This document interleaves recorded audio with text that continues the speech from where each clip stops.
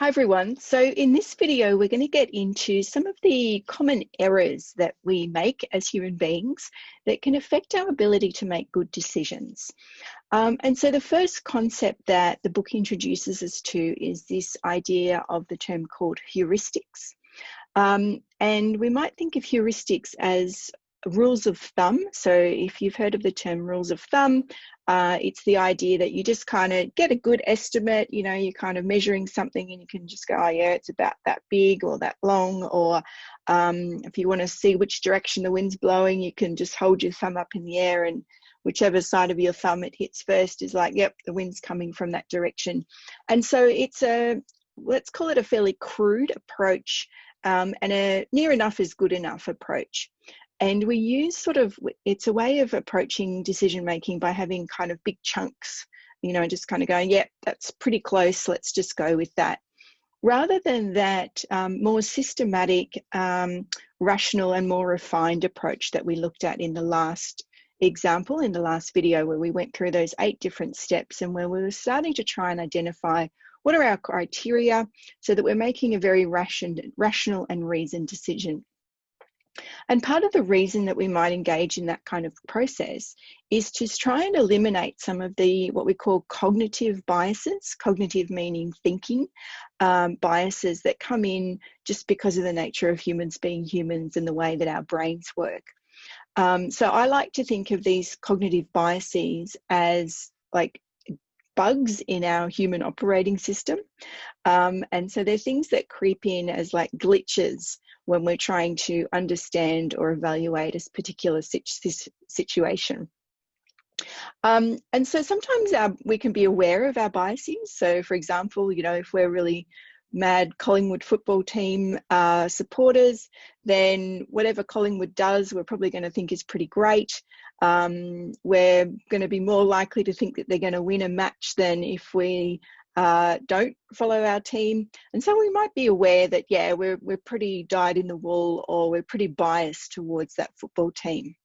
But in most cases, our biases are unconscious and we're not aware of them in the decisions that we're making. And so what we want to do is be able to understand what some of these biases might be so that we're better at spotting them in ourselves and in others and helping avoid them in our decision-making process. So let's take a look at them. So this is the list that's in our textbook, and I'm just going to go through each one of them and describe them and give a few examples so that we can help understand them a little bit better. So our first bias is what we call overconfidence bias, right? And you've probably all experienced this from somebody who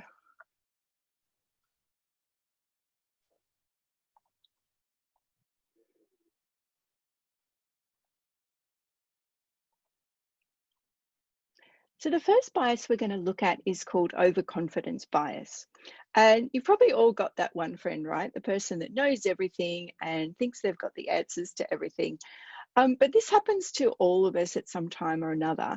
And often it's a consequence of us being an expert in our particular field or having had success in the past. And so we start to overemphasize or become overconfident in our ability to actually make decisions because in the past we've been good at making decisions in that same context. And so what you start to then do is just kind of make decisions because you think you're going to be able to read the room or read the situation accurately, when in fact maybe you're not, and you're suffering from overconfidence in your ability to make the right decision in that moment. So it can become very difficult as you become more expert or as you become more successful or good at what you do, to not just rely on your own internal confidence or your own kind of gut feeling in making those decisions. Because sometimes your gut will be right because you've got that expertise that you've embodied, but you still need to be able to just double check and make sure that you're not just kind of thinking you're right when maybe you're not. Our next one is called immediate gratification bias. So this is the one where we just kind of go, oh, I'm just going to do that because I'm just going to feel good. We're either going to make a quick decision because then we're going to get that feeling of having made the decision and being able to move on.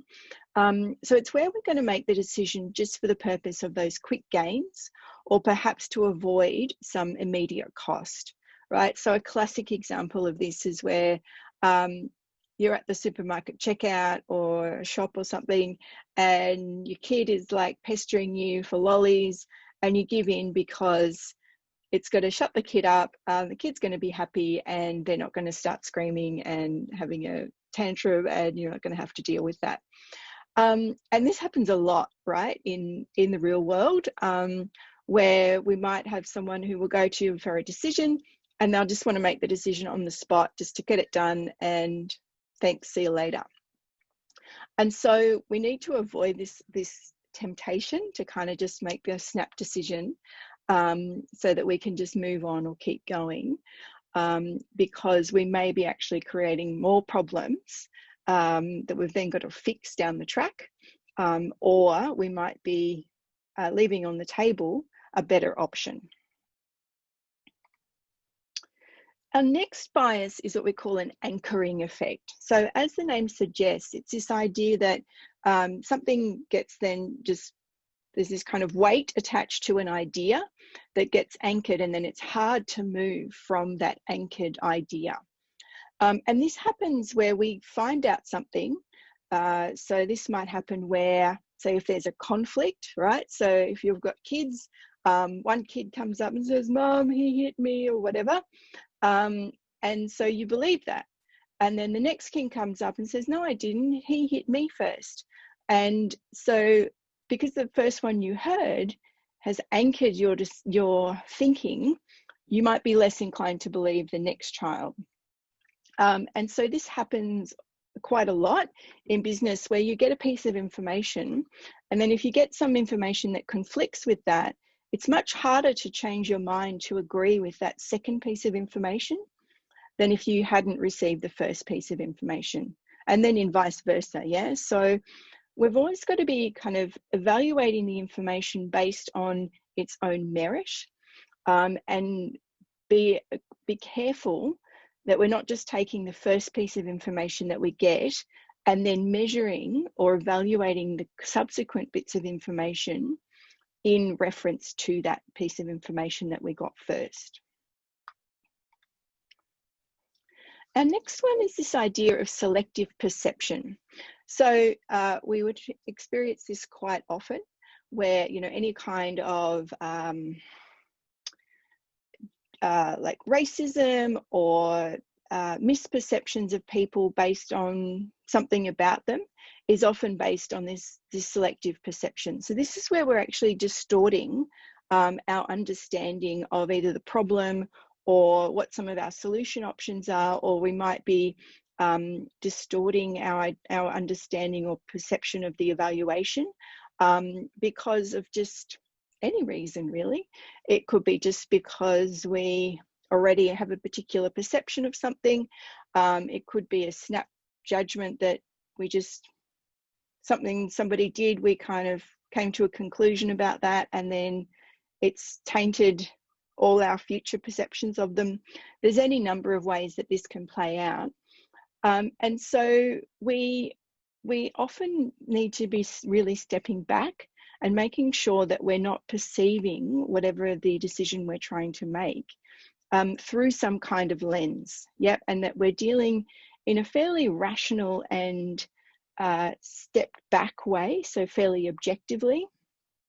And this becomes very difficult in the creative industries, right? Because a lot of decisions that we're going to make in the creative industries are sometimes based on taste, are sometimes based on a kind of perception about where the future of music is headed, or how talented somebody is. And sometimes these can be based on our internal judgments. So managing this perception bias is going to be particularly challenging in the creative industries, and being able to kind of balance out, look, is this just me being really passionate about this music, or just really liking this artist, but that's just my perception and it isn't really going to go anywhere? Or to what extent is this perception that I have able to be accurately reflected out in the world? And so being able to hold those two sometimes contradictory ideas being able to merge them together will be very important for us in the music space. One bias that we see a lot out in the world, and particularly in politics, this often plays out, is what we call confirmation bias. And so this is the notion and the inclination that we have that when we hold a belief or when we see the world in a particular way or think a certain way, if we receive information that contradicts those existing views that we have a tendency to disbelieve it. So let's say, for example, I really like, well, again, I'll give you an example that was actually based on a study that has sort of confirmed the idea of confirmation bias, which was a study that was done around crime and capital punishment. And what they did was they wrote up 2 fake newspaper articles. And in one article, it said that capital punishment, so putting people to death when they committed crimes, was a really effective deterrent and it helped reduce the amount of crime. And so the article was essentially advocating that capital punishment was an effective way of trying to reduce crime. And the second article was pretty much written the same thing, but it argued the opposite. So it provided the same statistics, the same data, but they flipped it around. And that article was about how capital punishment doesn't impact the crime rate and makes no impact on crime at all. And so therefore was not an effective deterrent for crime. And so they took these 2 example made up articles and they gave them to people. And before they gave them to people, they actually tested people's attitude towards capital punishment. And what became very clear when the people read those 2 articles, so they were given one or the other, and for people who believed that capital punishment was a good thing, they were much, much, much more inclined to rate the accuracy of the newspaper article if it said that capital punishment was a good thing and it reduced crime. And if they received the article said that capital punishment had no effect on crime, they were much more likely to say that the article had flaws in it, that the study, there was problems with the way that the study had been done. And so they were much more critical and viewed the information much more critically. Whereas if they agreed with the article that they were reading, they pretty much took it on face value because it aligned with their preconceptions and their preconceived ideas and their beliefs.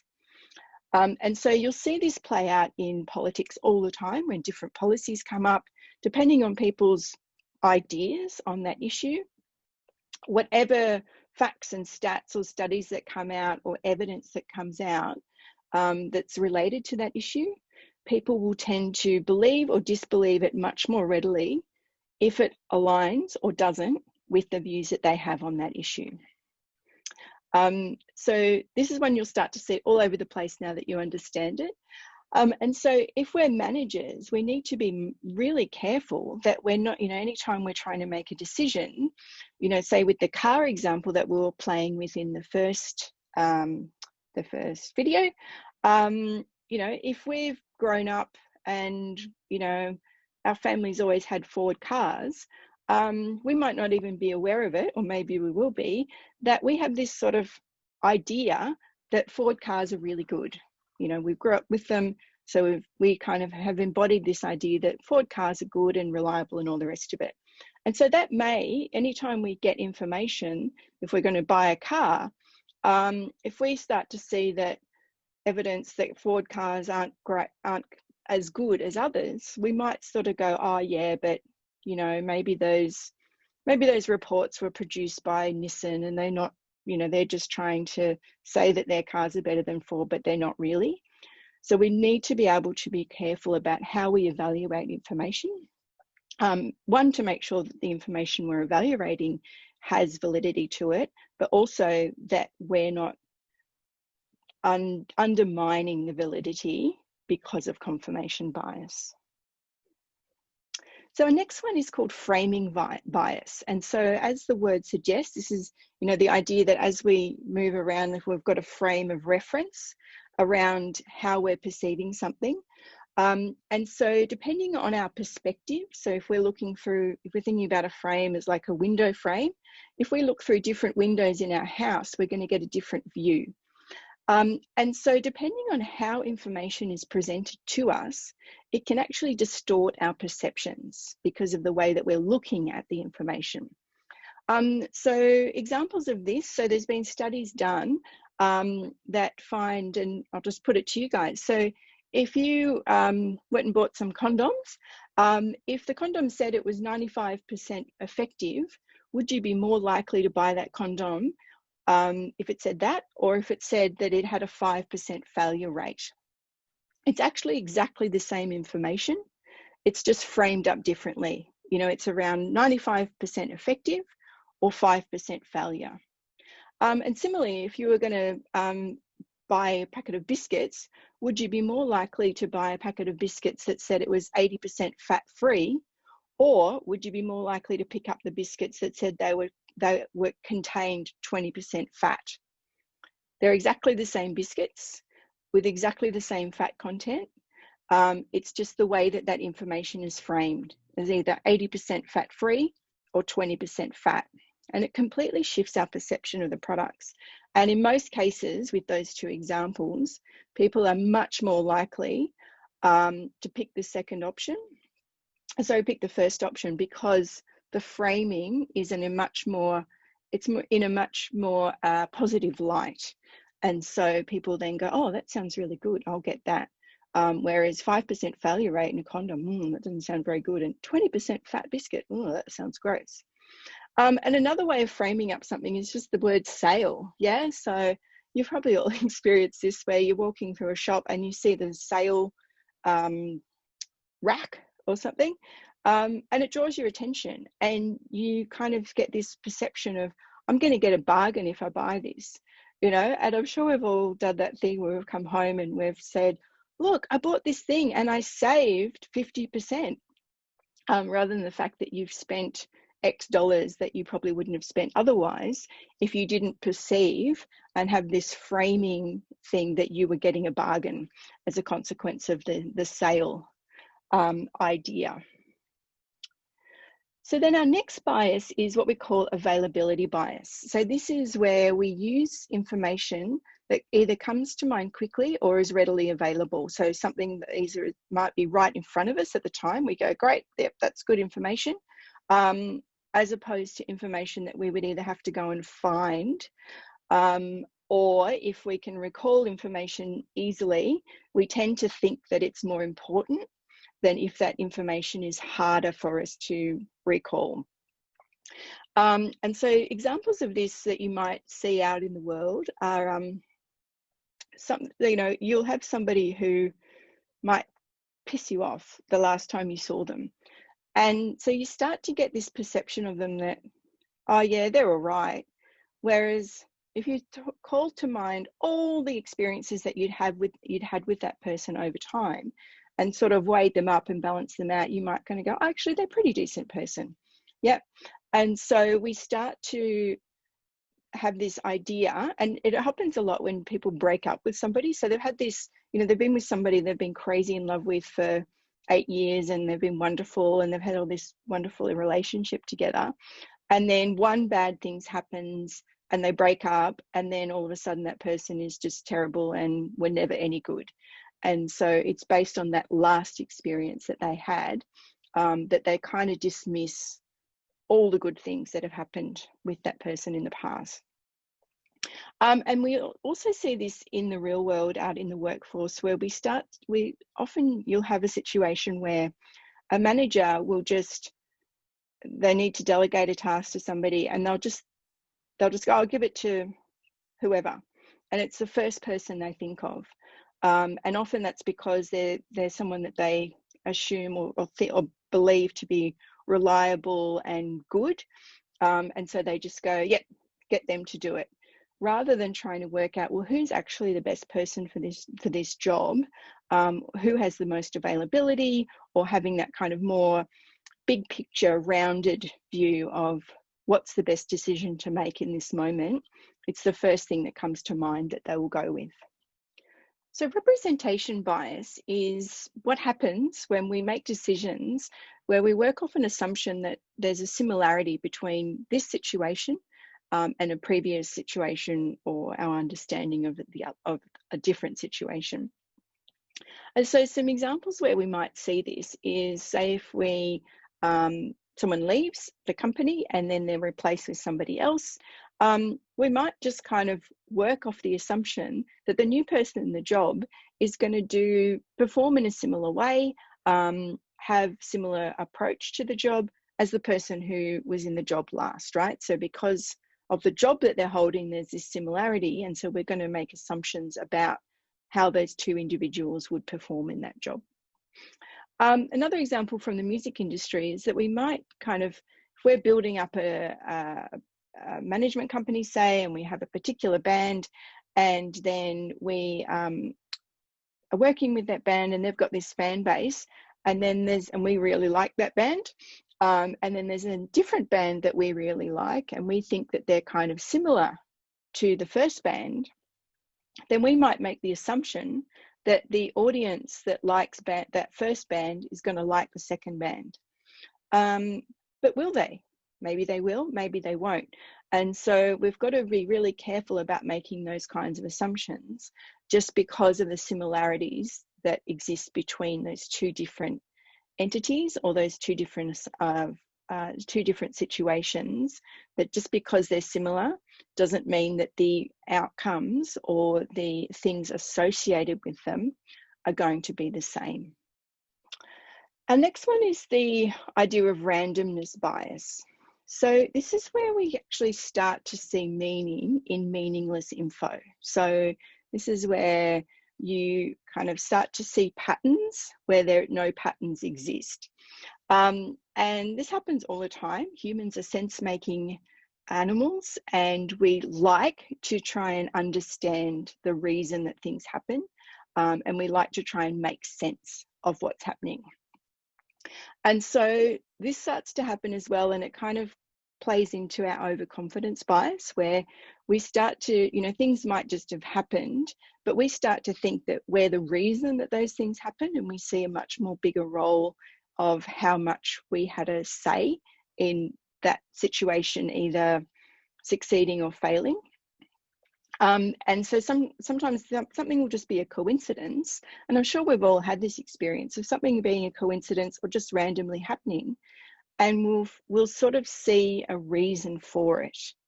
Yeah, so if you run into somebody in an unexpected location, you might start to go, oh, I was just thinking about you. Maybe I manifested you because, I was thinking about you the other day. And we start to kind of place a rational reason that where no rational reason really exists. And so one example of this, you see it a lot in sports, where people start to develop rituals around success.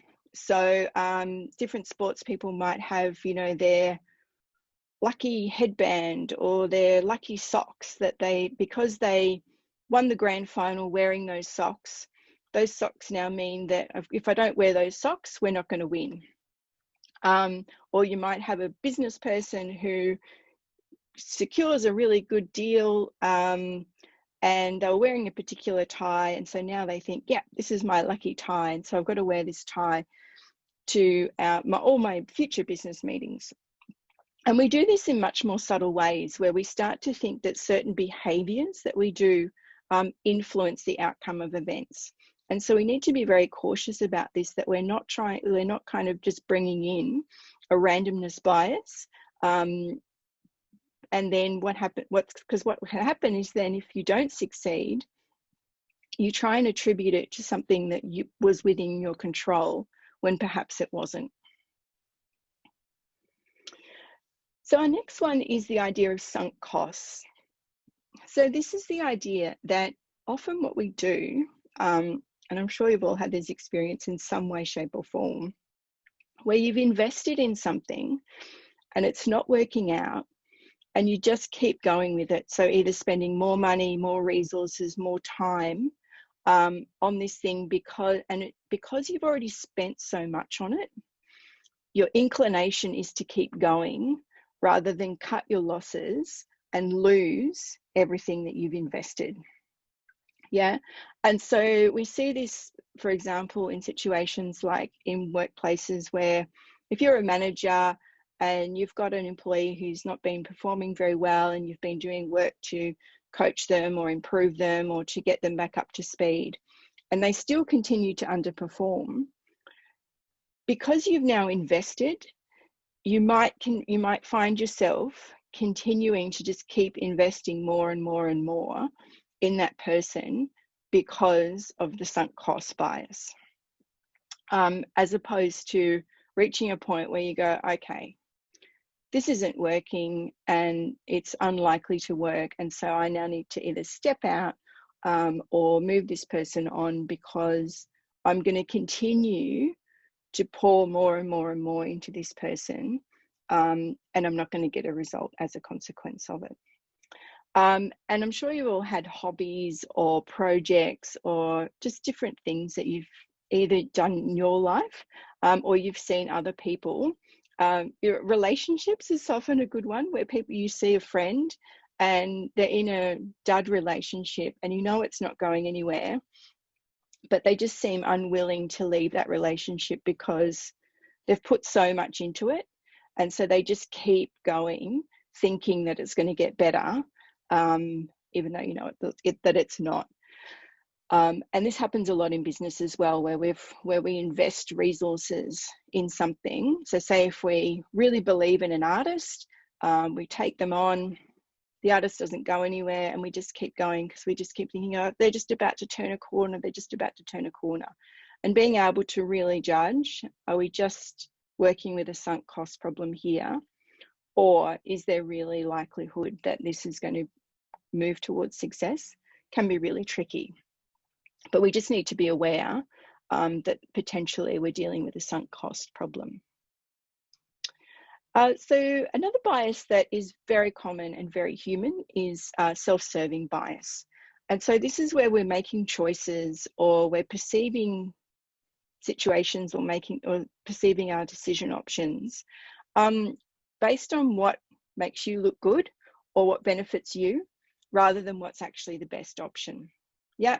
So, you know, people do this all the time, where they go and spend more money than they should to look cool and fancy, or to look powerful or feel powerful. And perhaps they shouldn't be spending that money. Maybe they don't even have that money to spend. So it's not really a rational decision. It's one that they're doing to feel or look good, or to have some kind of benefit that isn't actually associated with what's in their actual best interests.